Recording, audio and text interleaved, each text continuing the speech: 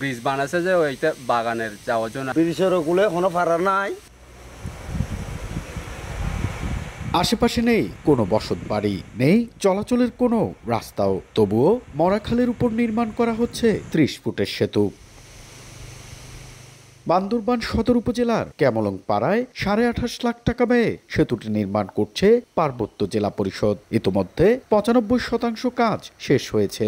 অভিযোগ উঠেছে পাশেই আমবাগানে যাতায়াতে সরকারি টাকায় নির্মাণ করা হয়েছে সেতুটি। ব্রিজ বানাচ্ছে যে ওইটা বাগানের যাওয়ার জন্য আর কি, ওখানে কোনো ওই পারো যাওয়ার জন্য রাস্তা নাই। ব্রিজের ওগুলো কোনো ফাড়া নাই।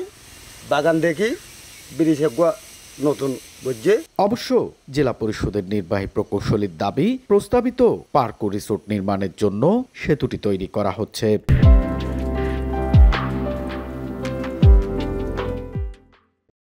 ওখানে একটা পর্যটন কেন্দ্র মানে স্পট তৈরি করা হবে। ওখানে যদি যাতায়াতের যদি জায়গা না থাকে, না হলে তো ওই জায়গাটা করতে পারবো না। ওখানে এটা কমপ্লিট হয়ে গেলে ওখানে বিভিন্ন রকম কটেজ বা বাচ্চাদের বিনোদনের জন্য কোনো ধরনের কিছু আমরা স্থাপনা তৈরি করবো। ২০২২ সালে সেতুটি নির্মাণের কার্যাদেশ পায় ঠিকাদারি প্রতিষ্ঠান messrs H K enterprise. N A Zakir, Somoy Sangbad, Bandarban.